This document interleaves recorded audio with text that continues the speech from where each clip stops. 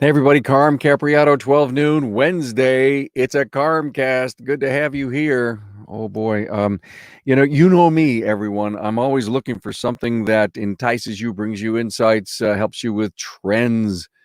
And do I have a show here for you today? It's not going to be a long show, but it's going to be an important show because we're going to talk about opportunities, maybe a little mergers and acquisitions, maybe buying and selling and succession planning. And I know for everybody who listens to this and anyone who is a fan of the show and realizes what it is my mission is all about, it's all about getting that kind of information to you. Glad to have you here. We have, and there's no doubt that because of the pandemic and because of the potential releasing of us getting back to our normal life, we want to start talking about all these great things that could be ahead of us, right, Curtis? Absolutely. And there are great things ahead of Yeah. us. Let me introduce Curtis Draper, managing partner at Schwartz Advisors. And we may have another guest joining us, but there may be some technical difficulties. What do you think happened to Rick? Well, what I'm hoping is he's stuck in traffic. We love traffic now. We need miles driven. So hopefully Rick is stuck. But my guess is he might show up soon. Hey, good to have you here, Jamie. Glad we're actually getting out. So if anyone's with us and you're liking what we're doing here because we're teaching you some stuff or we're helping you with your strategic, planning, give us, of course, a like. Hi, Jonathan. Nice to see you. Anybody and everybody, we love to see the comments coming up on social media. So Schwartz Advisors, an M&A company. We have just four slides. It's not going to be a long presentation, but it's going to be powerful. So Curtis, let me have you open this thing up. I'll put up a slide so that we can at least start here. And here we go. We're going to talk about a resilient aftermarket report from Main Street America. I love that title that you picked. That's great. Well, it's important. We do business in the aftermarket, the full definition end to end from the parts makers right through to the service point and heavy duty, light duty collision repair.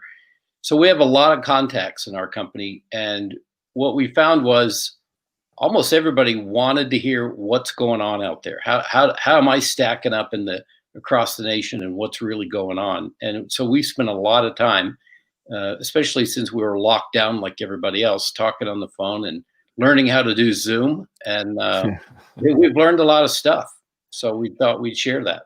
We've had a ton of Zoom meetings in our industry, I will tell you that. So pay attention, everyone. Even if you're going to watch this on the replay, and it'll be up on my website and everything. There's some really important stuff that's going to come at you. Are you ready? The second slide that you have to show is fabulous. Can we show that right now? Sure. I love it. Pay attention to this, everybody. Carm loves this slide. We're gonna let him borrow it anytime he wants. So if we just sort of start for a second about the aftermarket, everybody's going, well, look, how's this work? When's it going to come back? And there's some math and science, and there's formal things that drive it: miles driven, new car sales, scrap rate of old cars, the size of the vehicles in operation, what's unemployment, what's consumer, all these things interact and really drive this industry. And obviously, with the COVID situation, all of these are impacted. And not only that, they were impacted like almost overnight. And so one of the things that people ask is like, okay, so what's going to happen? When is this going to come back? And we talk to a lot of people, but I'll tell you, it's common sense, and we all know it. The two key things are people got to get back to work and they got to drive their cars. And the good news is we're starting to see those things happen. And then again, we've collected some information about what we're seeing across the country. And it's, by the way, it's not just, big fancy giant companies, $10 billion companies that are out there. We talk to a lot of Main Street people, repair shops, parts counters, all that sort of stuff. So we're happy to share some of that, what we've heard. I absolutely love the fact that you could look at this screen, everyone, and realize that a word cloud, which is the words that are the biggest will have the biggest impact on you going forward.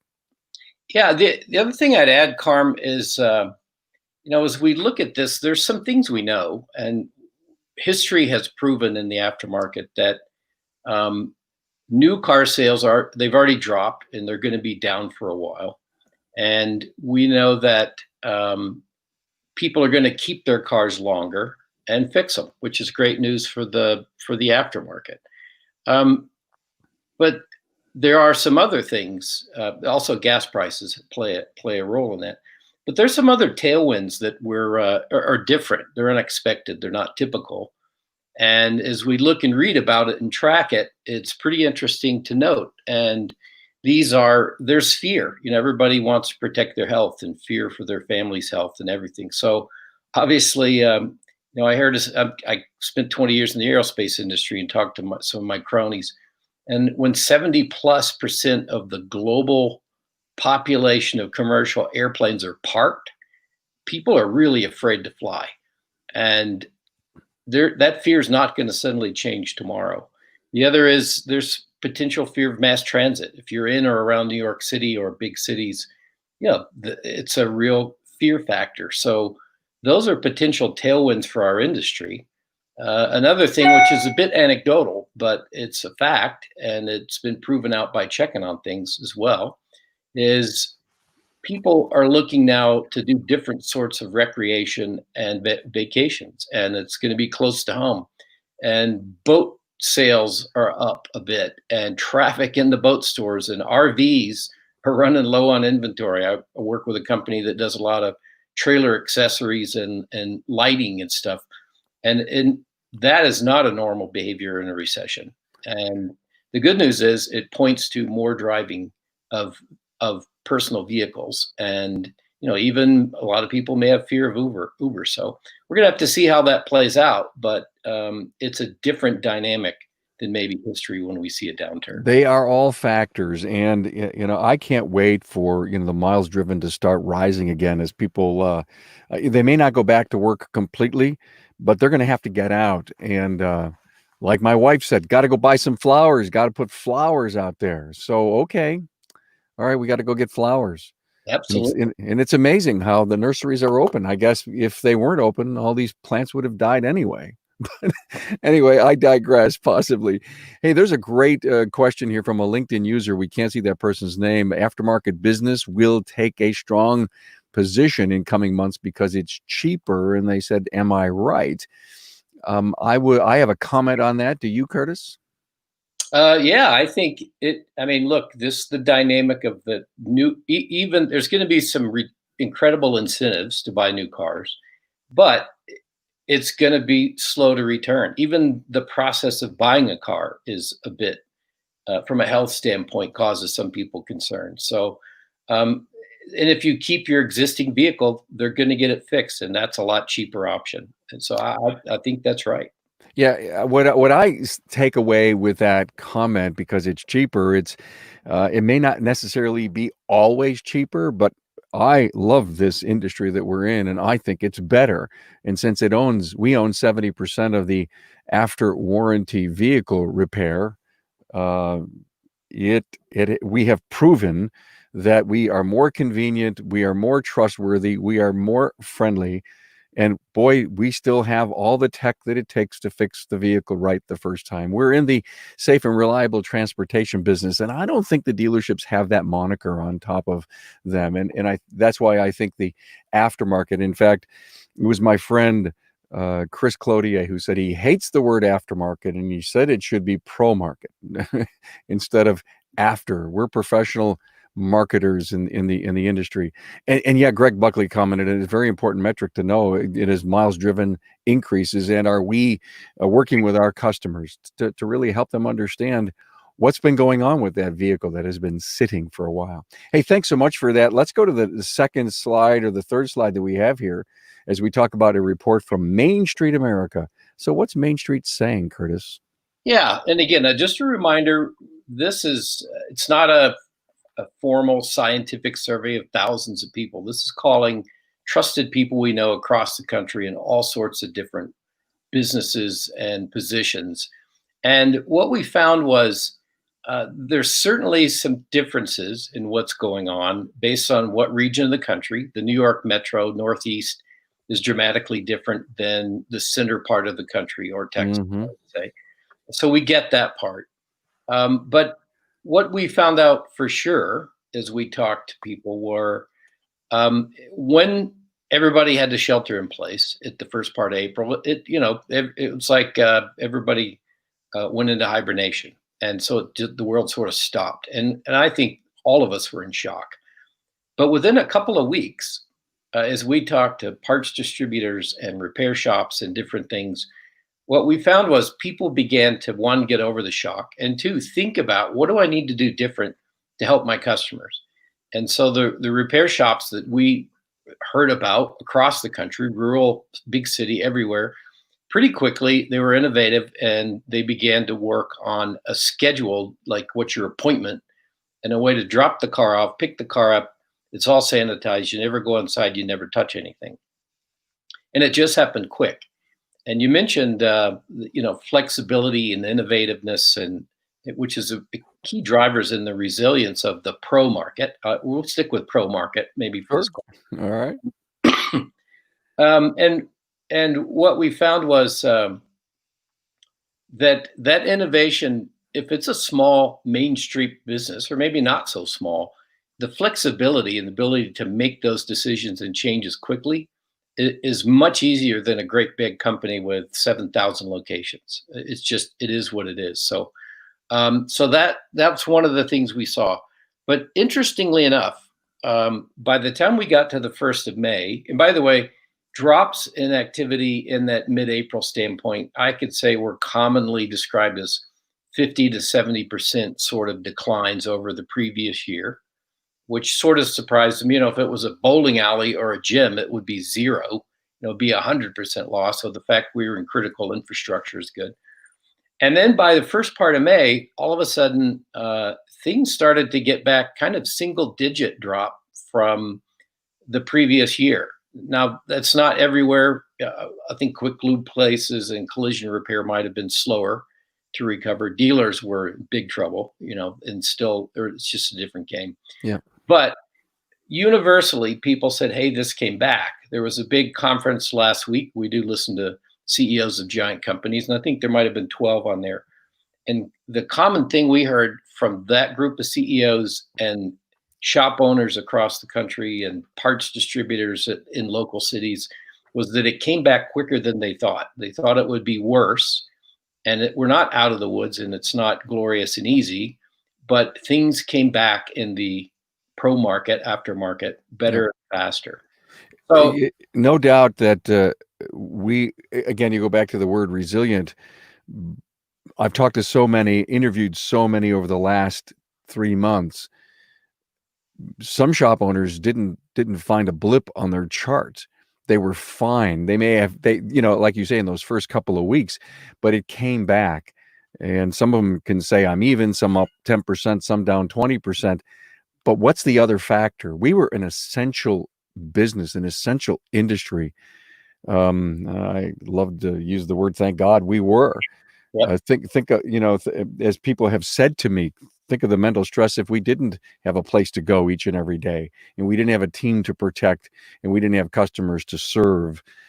And I think we have been able to. Some people closed, some people went out of business, some people, though, did the right thing, and they adapted to everything around them. And I go back to that fabulous word, resilient. I mean, this industry has always been. Well, it is absolutely resilient. Just maybe a crazy little story. You and I joked about this the other day, but we had one parts distributor in the, let's just say, southwestern part of the U.S., and a friend of his had an industrial paper goods business, which supplied McDonald's and Chick-fil-A and those sites. And he's dead in the water. I mean, no business at all. Yep. He has manufacturing capabilities, but he has no relationships with the consumers or retail. And the parts distributor had a fleet, and he covers the state. And within the course of about 3 days, they're in the toilet paper business, and they're selling toilet paper in auto parts stores and delivering and set up an online order shop. So again, it's one story, but there's a lot of stories of resilience and creativeness. So I hear you, man, and that's a great story. And I've always said I love the little quote from Jurassic Park, the original movies, is nature found a way. And we're entrepreneurs, we're capitalists, and we do things. We make things happen. yeah, that's one of the fun parts. Your next slide. Well, the next slide, we talk about opportunities abound even now, and it seems like maybe a crazy time to talk about um, companies that are either for sale or a merger or an acquisition. But truthfully, it is the case, and particularly for well-run companies. I heard a piece the other day and saw it was very simple, but it just talked about kind of a racing analogy. And they said, if it's a race, it's not always best to pass on the straightaway when everybody's running at their fastest speed. If there's a turn and you can get in the turn, you can have an advantage. And it just described this situation of the virus and everything else we're in. And it's actually a hairpin turn. So strong companies, those periods of change and risk and things going on, they could be dramatic opportunities in there. So whether a business owner wants to grow, maybe expand their footprint, or buy a couple shops and bolt on, or if maybe they're at the point in their life where they said, wow, this was a close call, this is kind of scary, I think I'm going to hang out with the grandkids or go to the beach or buy a cool motorhome or whatever. One thing's for sure, solid run businesses are in demand. And even in this environment that we're in right now, part of our business is helping smaller companies sell and find buyers and completing the transaction. So what we found is that there are still buyers out there, very realistic buyers, and that they're still active. But the key to this, and I'd say particularly if it's a shop that has multiple locations, it tends to get a lot of interest.